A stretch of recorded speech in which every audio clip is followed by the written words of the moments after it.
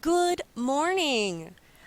I am responding to an overwhelming popular request for more information relating to APA. So, this presentation is going to help students understand what are APA style guidelines, who created these rules, and I'm going to tell you why they are important for you to master, why students should learn these very important rules. So let's get started. First of all, these rules exist because they help us to read documents. They organize documents so that they are easy to read.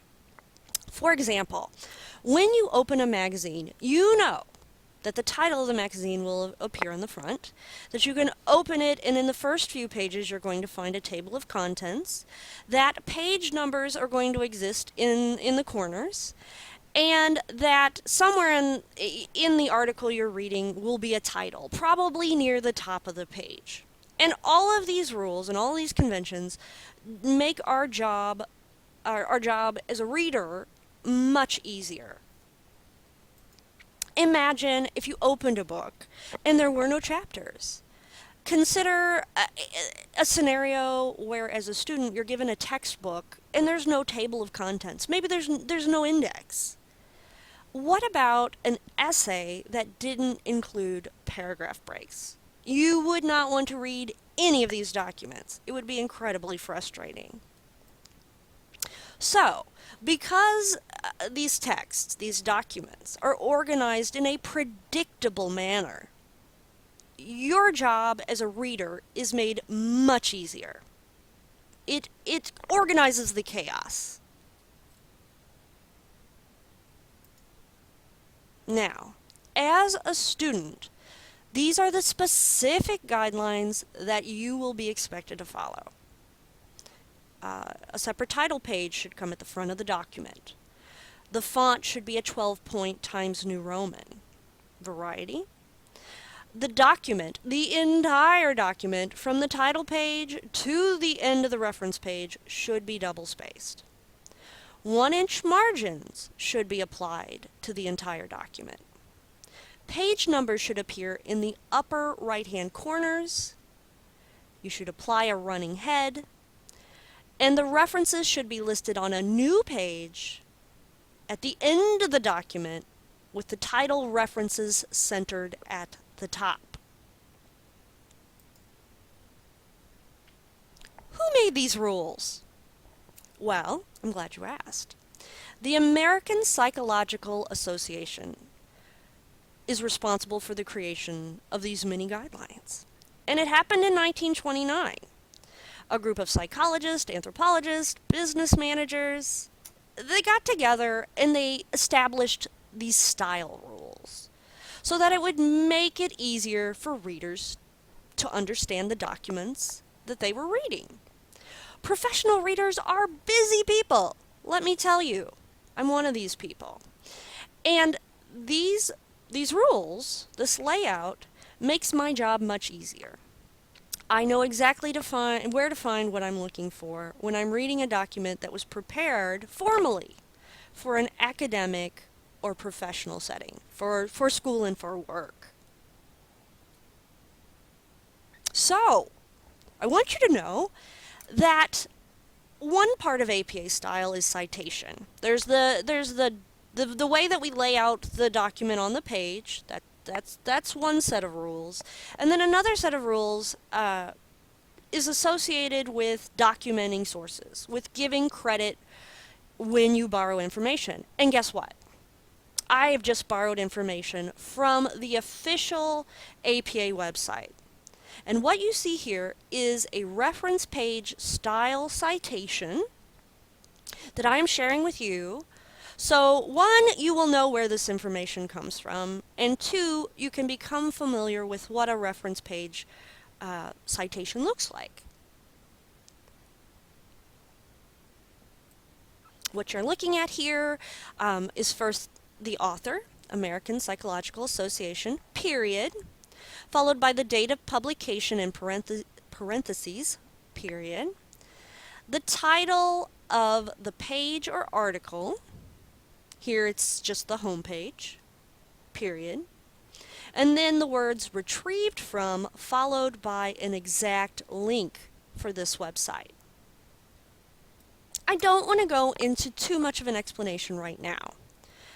You can pause this recording and review the various rules you see here on your own, but this does sort of give you an overview of some of the features associated with a reference page style citation. What's in this for me?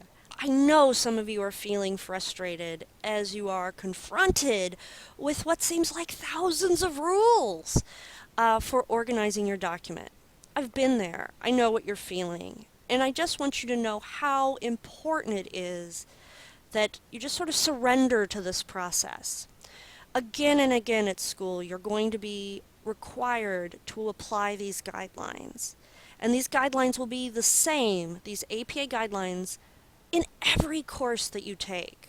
So, it's very important that you accept the inevitable necessity to learn these many rules. Now, I'm going to give you some tips to make it easier, so don't panic. And then the second thing I want to emphasize here is that this relates to academic integrity, creating original work. When you borrow information, you must give credit. I want you to imagine that you've become a very important scientist and that you're doing cutting-edge research and publishing it. How would you feel if other writers borrowed that information without giving you credit?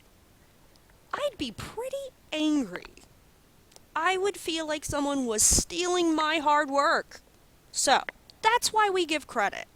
And another reason we give credit is because as a reader, when you're presented with all this factual information, you can open to the reference page, go to the publications listed, and verify the credibility of the information that is presented. So it's very important that the citation exists. One, so that you're giving credit where credit is due, and two, you're demonstrating that your ideas are in fact credible. This is the key, the one thing that you need to do to be successful. This is the key to success when it comes to APA style guidelines. There are so many rules that it is impossible to remember them all. And the only way to master this difficult subject is to learn that each time you're creating an in-text citation or a reference page or you're applying APA format to your document, you, all students, even professional writers, need to consult an example. You need to review a model or a sample as you construct your own and follow that example closely. Even me, myself, a professional writer, I many times find myself looking up a model as I'm creating a citation, because it is very difficult to remember all of these many hundreds of rules. So, accept the fact that when you are writing these citations that you're going to need to consult your textbook, and I'm going to tell you the specific pages. At this point, you may want to take a screenshot, pause the recording, write down some notes. These are the page numbers that you should review when you're creating these important elements. It's the McGraw-Hill Guide.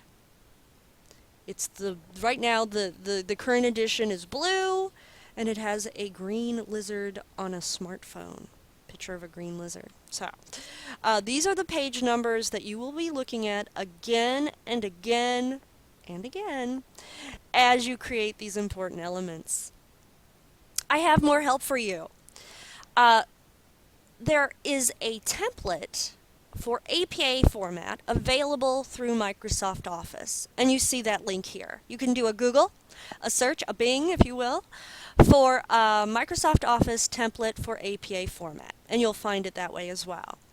And then the second thing I want to share with you is the second resource is a tutorial for setting up APA format using Microsoft Word. So that will walk you through the step-by-step of applying the APA guidelines using Microsoft Word, the software. So 2 important resources here.